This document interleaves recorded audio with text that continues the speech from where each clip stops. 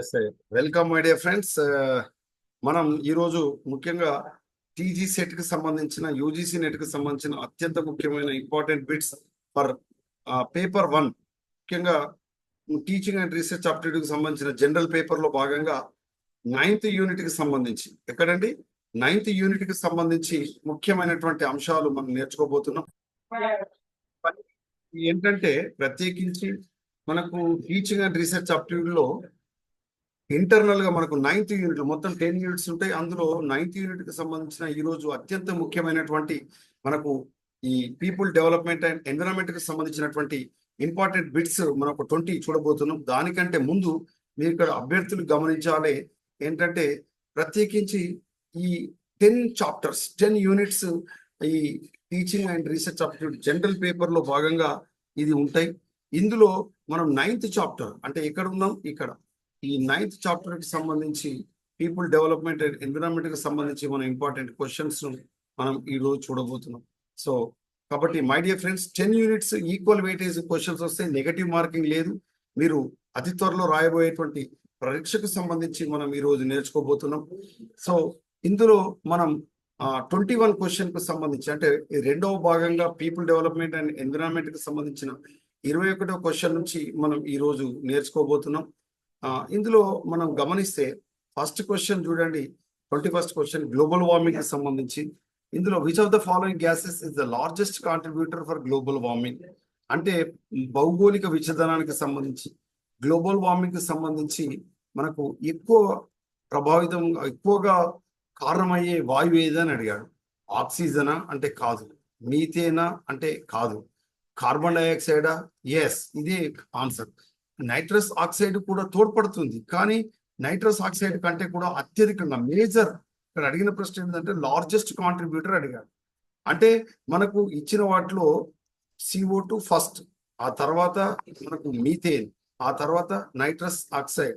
ఇవి మనకి ఏంటంటే ఈ గ్రీన్ హౌస్ గ్యాసెస్ గా మనం పిలుస్తారు. గ్రీన్ హౌస్ గ్యాసెస్ హరిత గృహ వాయువుగా పిలుస్తారు. దీని వలన మనకు ఏం కలుగుతుంది అంటే ఈ గ్లోబల్ వార్మింగ్ కలుగుతుంది, భౌగోళిక వెచ్చదనం కలుగుతుంది. ఈ విషయాన్ని అభ్యర్థులు గమనించారు. నెక్స్ట్ సస్టైనబుల్ అగ్రికల్చర్ కి సంబంధించిన క్వశ్చన్ చూడండి. Which practice is most closely associated with sustainable agriculture సుస్థిరమైన వ్యవసాయానికి సంబంధించి ఏ పద్ధతి అత్యంత ఏది దీనికి అసోసియేట్ చేయబడి ఉంది అంటే దగ్గర సంబంధాన్ని కలిగి ఉంది సుస్థిరమైన వ్యవసాయానికి? మోనోకల్చర్ అంటే ఒకే రకమైన పంటలు వేయడమా, తర్వాత క్రాప్ రొటేషన్ పంటల మార్పిడి విధానమా, స్లాష్ అండ్ బర్న్ ఫార్మింగ్ అంటే ఈ ఏదైతే మనకు ఈ పండినటువంటి పంటలను ఏం చేయాలంటే కోత చేసే క్రమంలో వాటిని మంటలు మండించి ఏది కాలబెట్టడమా తగలబెట్టడమా, excessive use of chemical fertilizers అంటే అత్యధిక రసాయన ఎరువులు వాడడం ద్వారా పంటలు అభివృద్ధి చెంది మనకు విత్తనం లేదా ధాన్యాలు అభివృద్ధి చెంది ఉత్పాదకత పెరిగింది. దేంట్లో అంటే మనకు గ్రీన్ రెవల్యూషన్ హరిత విప్లవానికి సంబంధించి గ్రీన్ రెవల్యూషన్ కు సంబంధించి మనం చెప్పుకోవచ్చు. కానీ ఇక్కడ అడిగిన ప్రశ్న ఏంటంటే సుస్థిరమైన వ్యవసాయానికి మాత్రం ఏది తోడ్పడుతుంది అంటే క్రాప్ రొటేషన్ పద్ధతి, పంటల మార్పిడి విధానం. ఇచ్చిన 4 ఆప్షన్లో the best closely associated with sustainable agriculture crop rotation పంట మార్పిడి. నెక్స్ట్ 23rd క్వశ్చన్ అంటే third question of this video air quality index AQI. ఈ AQI కి సంబంధించి మనం తీసుకున్నప్పుడు దీనికి సంబంధించి ఇందులో measure the levels of which of the following is the atmosphere పర్యావరణంలో దేని ఆధారంగా మనకు ఈ AQIని మనం కొలవడం అనేటువంటి జరుగుతుంది. హ్యూమిడిటీ అంటే వాతావరణంలో ఉండేటువంటి తేమ ఆధారంగా మనం కొలుస్తామా, పార్టికులేట్ మ్యాటర్ అంటే గాలిలో ఉండేటువంటి లేదా వాతావరణంలో ఉండేటువంటి ఈ రేణువులు ఏదైతే ఈ మనకు మసి రేణువులు లేదా వీటిని మనం ఇంకేమని కూడా పిలుస్తామంటే ఈ సాంద్రీకరణ చెందినటువంటి రేణువుల ఫలితంగా సాయిల్ మాయిశ్చర్ అంటే నేలలో ఉండేటువంటి మృత్తిక యొక్క తేమన లేదా వాటర్ వేపర్ అంటే నీటి ఆవిరి ద్వారా ఈ మనకు ఈ AQI ఇండెక్స్ కి సంబంధించి మనకు ఈ పర్యావరణంలో ఉండేటువంటి వాతావరణం ఉండేటువంటి ఈ ఈ ఈ లెవెల్స్ ను మనం కొలుస్తాం. ఏ లెవెల్స్ ను కొలుస్తాం అంటే ముఖ్యంగా పార్టికులేట్ మ్యాటర్ అంటే పార్టికులేట్ మ్యాటర్. ఈ రేణుతో కూడినటువంటి పదార్థాలని మనం కొలవడం అనేటువంటి జరుగుతుంది. నెక్స్ట్ బయోడైవర్సిటీకి సంబంధించిన question, which region in India is known as biodiversity hotspot? ఈ కింద ఇచ్చిన నాలుగిట్లో ఏది బయోడైవర్సిటీ హాట్స్పాట్ గా మనం చెప్పుకుంటాం? థార్ డిజర్ట్, థారెడారి రాజస్థాన్ లో ఉంటది. ఇది మనకు బయోడైవర్సిటీ హాట్స్పాట్ కాదు. వెస్టర్న్ ఘాట్స్ అంటే పశ్చిమ కనుమలు, ఖచ్చితంగా ఈ పశ్చిమ కనుమలు మనకు బయోడైవర్సిటీ హాట్స్పాట్ గా మనం చెప్పుకోవడం అనేది జరుగుతుంది. బయోడైవర్సిటీ హాట్స్పాట్స్ గా పశ్చిమ కనుమ కాకుండా ఈస్టర్న్ హిమాలయాస్ కూడా మనకు బయోడైవర్సిటీ హాట్స్పాట్స్ గా మనం చెప్పుకోవడం అనేటువంటి జరుగుతుంది. తర్వాత ఈ దక్కన్ పీఠభూమి అంటే కాదు, దక్కన్ పీఠభూమి కాదు, ఇండో గ్యాంగేటిక్ ప్లాంట్ అంటే మనకు ఈ ఇండియా గ్యాంగేటిక్ ప్లేన్స్ అంటే మైదానాల అంటే కాదు, గంగా మైదానాలు అంటే సింధు గంగా మైదానాలు అంటే అవి కూడా కాదు. So the right answer of this question is western Ghats. పశ్చిమ కనుమలు మనకు బయోడైవర్సిటీ హాట్స్పాట్స్ గా మనం పిలవడం జరుగుతుంది. ఓజోన్ లేయర్ కు సంబంధించి చూడండి, which layer of earth atmosphere contains the ozone layer? మనకు తెలుసు భూమి నుంచి మనకు ఇది ఎర్త్ అని మనం చెప్పుకున్నప్పుడు ఈ ఎర్త్ నుంచి మొదట ఉండేటువంటి లేయర్ ను మనం ఏమంటామంటే ట్రోపోస్పియర్ అంటాం. ఆ తర్వాత ఉండేదాన్ని మనం స్ట్రాటోస్పియర్ అంటాం. ఆ తర్వాత ఉండేదాన్ని మనం మీసోస్పియర్ అంటాం. ఆ తర్వాత ఉండేదాన్ని థర్మోస్పియర్ అంటాం. కాబట్టి ఇక్కడ అడిగినటువంటి ప్రశ్న ఏంటంటే ఇక్కడ ఓజోన్ పొర అనేటువంటిది ఏ లేయర్ లో ఉంటుంది అంటే గుర్తుపెట్టుకోండి, ఓజోన్ యొక్క పొర అంటే ట్రోపోలో ఉంటుందా, స్ట్రాటోలో ఉంటుందా, మీసోలో ఉంటుందా, థర్మోలో ఉంటుందా అంటే ఆన్సర్ స్ట్రాటోస్పియర్ లో ఉంటుంది. ఎందులో ఉంటుంది? స్ట్రాటోస్పియర్ లో ఉంటుంది. ఓకేనా? Next question. Next renewable energy, పునరుద్ధరింపదగే వనరులకు సంబంధించి ఈ కింది వాటిలో ఏది పునరుద్ధరింపదగే వనరు కాదు అంటున్నారు? Solar power is renewable energy resource, wind power renewable energy resource, hydro power renewable energy resources. ఒక కోల్ మాత్రమే non renewable energy resources. Non renewable పునరుద్ధరింపదగే వనరు కాదు అంటే కోల్, అదేవిధంగా కోక్, పెట్రోల్, అదేవిధంగా నేచురల్ గ్యాస్, తర్వాత న్యూక్లియర్ పవర్, ఇదంతా కూడా non renewable energy resources. Solar power, wind power, hydro power, geothermal power, దాంతో పాటుగా మనకు టైడల్ పవర్ లేదా టైడల్ ఎనర్జీ, ఇవి మనకు రెన్యూవబుల్ ఎనర్జీ రిసోర్సెస్ గా మనం చెప్పుకుంటాం. కానీ రెన్యూవబుల్ ఎనర్జీ కానిది ఏదని అడిగాను, కాబట్టి answer coal is the right answer. Next solid waste management అంటే మనకు ఘన వ్యర్థాల నిర్వహణకు సంబంధించినటువంటి అర్బనైజేషన్ ప్రాసెస్ లో ఎక్కువగా most effective method for managing organic waste, ఈ సేంద్రియ వ్యర్థ పదార్థాలను ఏ విధంగా మనం మనం ఉపయోగపడే విధంగా మార్చవచ్చు అని అంటున్నాం. ఇన్సినరేషన్. ఈ ఇన్సినరేషన్ అనేటువంటిది మెయిన్ గా బయోమెడికల్ వేస్ట్ కు సంబంధించి అంటే ముఖ్యంగా ఈ సిరంజీలను కానీ అదేవిధంగా మనకు ప్రత్యేకించి సూదులను కానీ మనకు ఇన్సినరేషన్ అంటే వాటిని మొత్తం అందులోనే క్రష్ చేసేటువంటి దాన్ని మనం ఏమంటామంటే ఇన్సినరేషన్ అంటాం. Land filling. ఈ ల్యాండ్ ఫిల్లింగ్ అనేటువంటిది మనకు కార్బన్ సీక్వెస్ట్రేషన్ కు సంబంధించి ఒక పద్ధతిగా మనం చెప్పుకుంటాం. కానీ అడిగిన ప్రశ్న ఆర్గానిక్ వేస్ట్ కి సంబంధించి ఎఫెక్టివ్ మెథడ్ ఏంటిదంటే మనకు కంపోస్టింగ్. అంటే మనకు ఈ కంపోస్ట్ ఎరువుగా మార్చడం అనేటువంటిది అత్యంత ఉపయోగకరమైనటువంటి అంశంగా composting is the right answer of this question. Open dumping అసలే కాదు. So the right answer of this question is composting. Next 28th question, ecosystem కు సంబంధించిన question. The concept of ecological foot print primarily measure అంటే పర్యావరణానికి సంబంధించినటువంటి ఈ foot print ను మనం ఏది ప్రైమర్లీ మెజర్స్ ఏది కొలుస్తుంది, దేన్ని కొలుస్తుంది అంటే హ్యూమన్ డిమాండ్ ఆన్ నేచర్ అనేటువంటిది రైట్ ఆన్సర్. 29th క్వశ్చన్ చూడండి, నేచురల్ డిజాస్టర్ ప్రకృతి విపత్తులకు సంబంధించి natural disaster is most likely to result from deforestation. ముఖ్యంగా అడవుల తరుగుదల లేదా అడవుల నరికివేతకాల్లో వచ్చేటువంటి ప్రకృతి విపత్తు ఏది అని అడుగుతున్నాను. అత్యంత ఇంపార్టెంట్ అంటే రీసెంట్ గా జరిగింది కేరళలో, ఒక ఊరే సర్వనాశనం అయిపోయింది just because of deforestation. Earthquakes అంటే భూకంపాల, ల్యాండ్ స్లైడ్స్ అంటే కొండ చర్యలు విరిగిపడడం.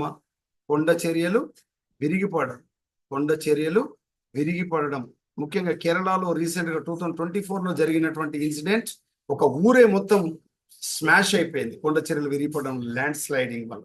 సునామీ అనేటువంటి సముద్రంలో వచ్చేటువంటి భూకంపం.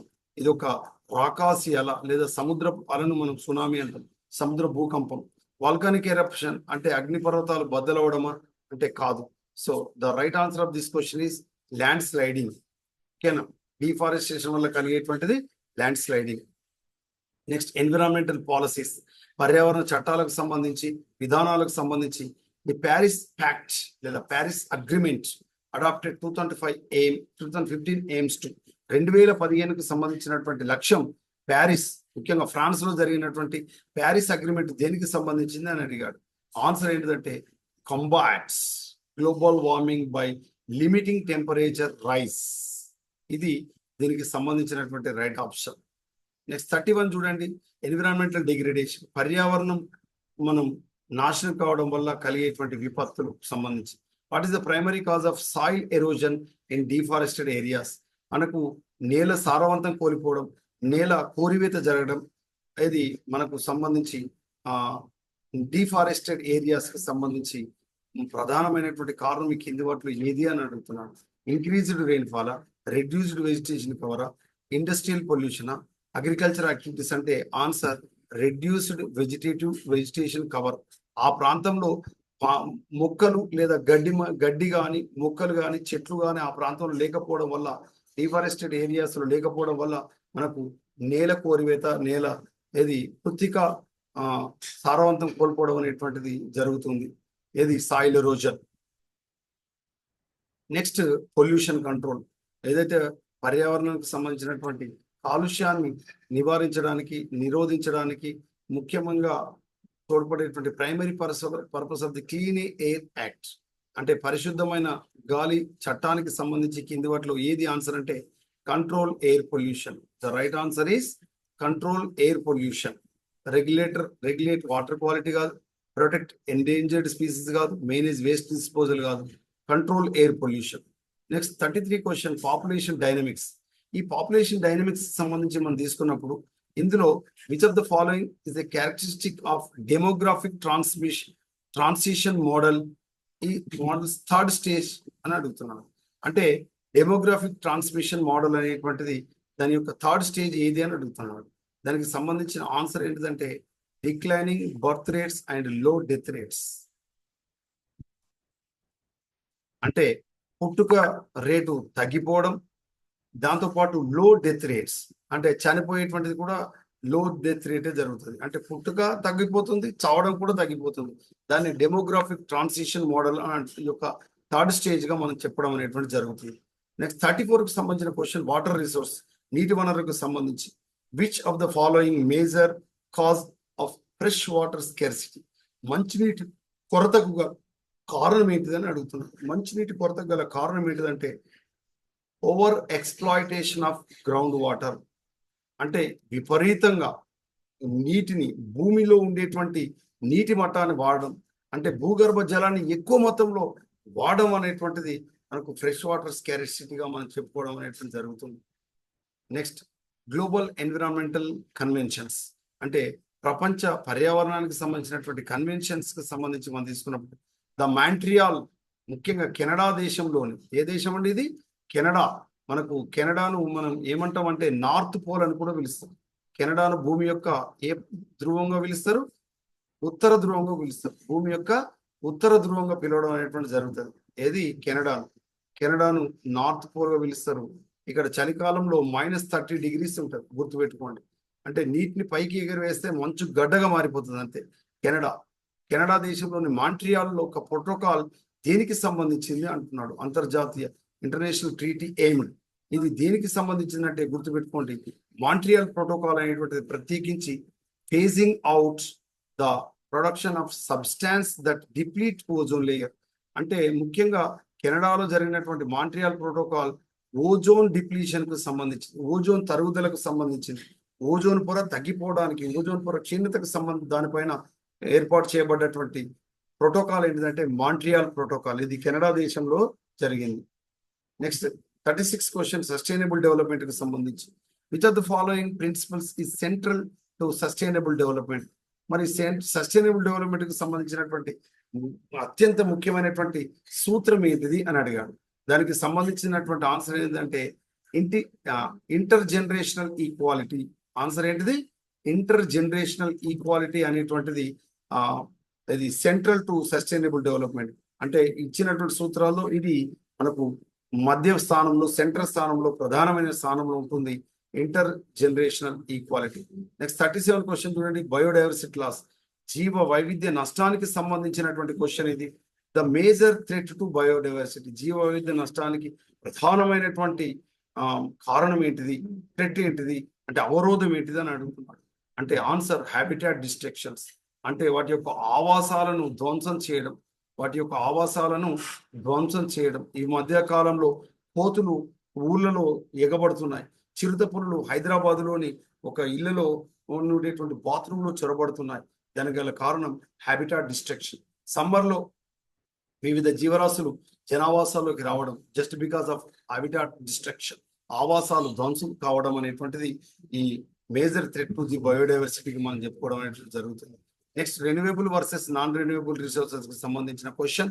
Which of the following is non renewable energy resource? చూడండి, solar energy, wind energy, biomass ఇవన్నీ కూడా మనకు రెన్యూవబుల్ ఎనర్జీ రిసోర్స్. మరి నాన్ రెన్యూవబుల్ ఎనర్జీ రిసోర్స్ ఏంటిది? కోల్. అంతే. ఎకలాజికల్ ఫుట్ ప్రింట్ కి సంబంధించిన క్వశ్చన్ చూడండి. The ecological footprint of population measures, ఈ కింది వాటిలో ఏది అంటే answer the amount of land and water area a human population requires to produce the resource it consumes. ఇది దీనికి సంబంధించినటువంటి సరైన సమాధానం. The ecological footprint of a population measures దేన్ని పోలుస్తుందంటే the amount of land and water area a human population requires to produce the resources it consumes. ఇది దీనికి సరైన సమాధానం. ఇక ఇవాళకి సంబంధించినటువంటి లాస్ట్ క్వశ్చన్, నేచురల్ హజార్డస్, ప్రకృతి విపత్తులకు సంబంధించినటువంటి ప్రశ్న.